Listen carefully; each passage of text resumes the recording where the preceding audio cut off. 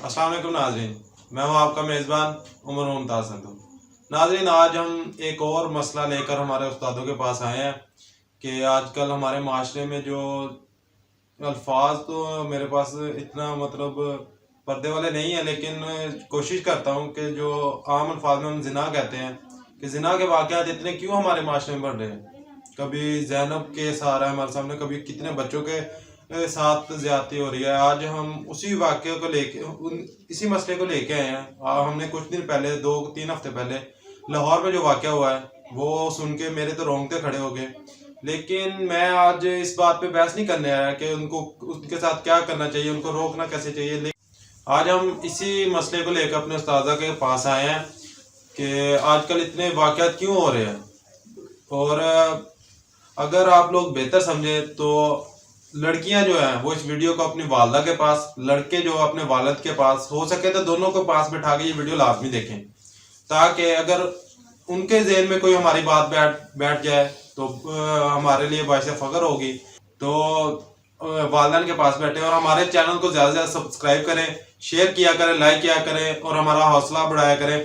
तो हम सवालात को लेकर अपने उस्तादा के पास चलते हैं। अस्सलाम वालेकुम। वालेकुम सलाम व रहमतुल्लाह। कर साहब, आज हम आपके पास आए एक मसला लेके जो हमारे माशरे में बहुत ज़्यादा देखा जा रहा है कि जना। आप हमें इस्लाम की रोशनी में बताएं कि जना इतने ज़्यादा क्यों आम हो चुके हैं आजकल। बिस्मिल्लाहिर्रहमानिर्रहीम। सबसे पहले जो जना की मिकदार बढ़ रही है, जना की जो तादाद बढ़ रही है, इसकी बुनियादी वजह है कि शादी का लेट होना। जबकि रसूल पाक सल्लल्लाहु अलैहि वसल्लम की उम्मत में निकाह सबसे आसान है।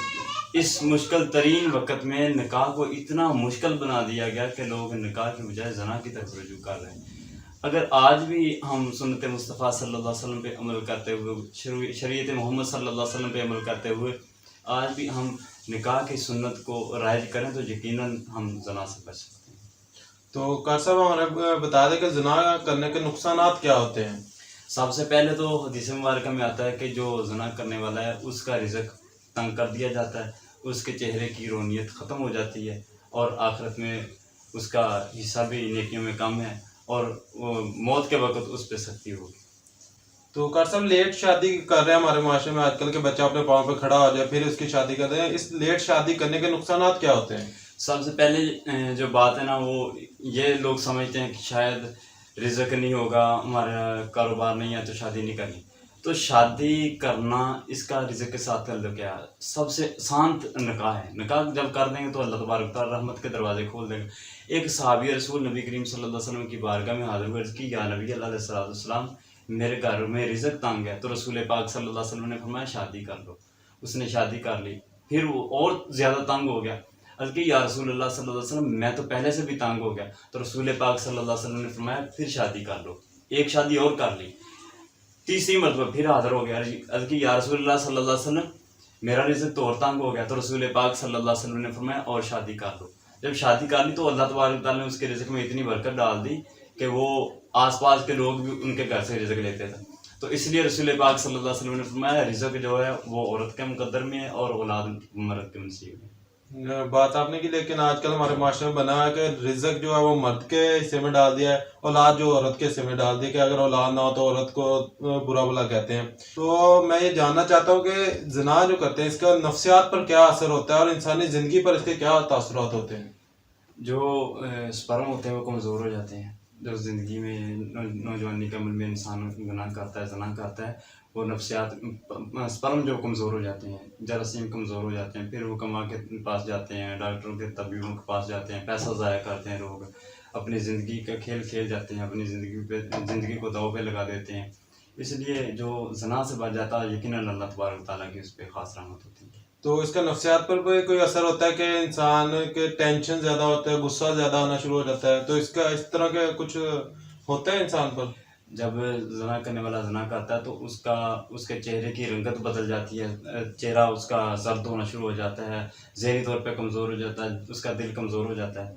इसलिए कि जो ज़ना है जो एक ऐसी बीमारी को जो अंदर से इंसान को खोखला करता है। तो इस्लाम में शादी का जो हुक्म है, उम्र मुकर्रर नहीं की गई, लेकिन उसको हुक्म क्या है कि किस तरह बच्चे को शादी कर देनी चाहिए इस उम्र में आकर। शादी औलाद में से लड़का और लड़की जब बलूगत को पहुंच जाए तो उनकी शादी कर देनी। बलूगत की याद है रसूल पाक सल्लल्लाहु अलैहि वसल्लम ने जो बयान फरमाई कि लड़की की उम्र 9 साल 12 साल के दरमियान 9 साल और लड़के की 12 साल से ऊपर, ये किसी भी वक्त बलूगत को पहुंच सकता है। जब बालग हो जाए तो फ़ौरन निकाह कर दिया जाए, लेकिन पाकिस्तान के आइन के मुताबिक 18 साल से कम लड़कों की या लड़की की शादी करना आइन के खिलाफ है। तो हमारे माशरे में आजकल ये बहुत ज़्यादा चल पड़ा है कि बच्चा अगर शादी की ख्वाहिश जाहिर कर दे, खासकर गाँव के लोगों में ये बहुत है, तो उसको गलत समझा जाता है, हकीर समझा जाता है। इस्लाम की रोशनी में इसका क्या हुक्म है कि बच्चा अगर शादी की ख्वाहिश जाहिर कर दे तो उसके लिए क्या हुक्म है? ये तो उन वालिदैन की खुशकिस्मती है जिनकी औलाद उनको कह दे कि मेरी शादी फलां जगह पे कर दो, मगर ना लोग तो इज़्ज़त को कमाल कर देते हैं औलाद को। औलाद अपने वालिदैन की इज़्ज़त को नहीं देखते। इसलिए ये बहुत खुश नसीब वालिदैन हैं वो, जिनकी औलाद उनकी इजहार कर देती है कि मैं फलां जगह पे शादी करना चाहता हूँ। तो पसंद की शादी इस्लाम में ममानत भी नहीं है, इसमें मना भी नहीं है।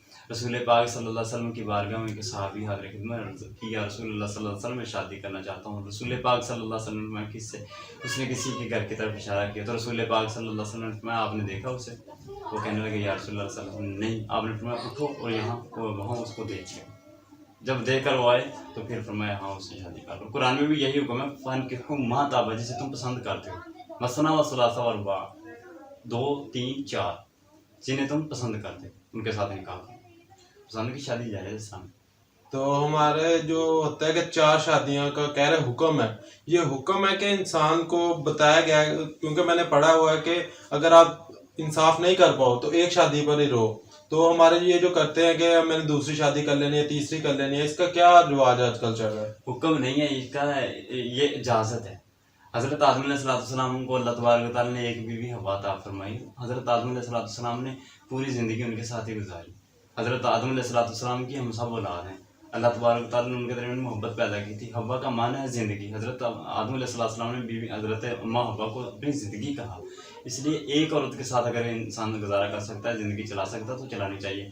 अगर वसाइल ज़्यादा हो, इंसाफ कर सकता हो तो फिर 2 3 4 तक जा सकता। तो नाज़रीन, हम बहुत शुक्रगुजार हैं हमारे उस्ताद कराम के, जमील रज़ा वैसी साहब।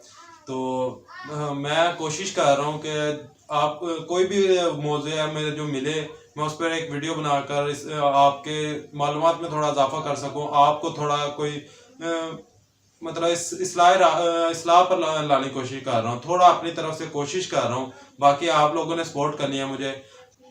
तो आप लोग एक बार खुद वीडियो को देख लें और फिर उसके बाद अपने वालिदैन के पास जाकर इसको लाजमी देखिएगा। और मैं मिलूंगा आपको अगले किसी टॉपिक पे, अगले किसी शख्सियत के साथ। तब तक दीजिए अपने मेज़बान उमर मुमताज़ को इजाज़त। अल्लाह हाफिज़।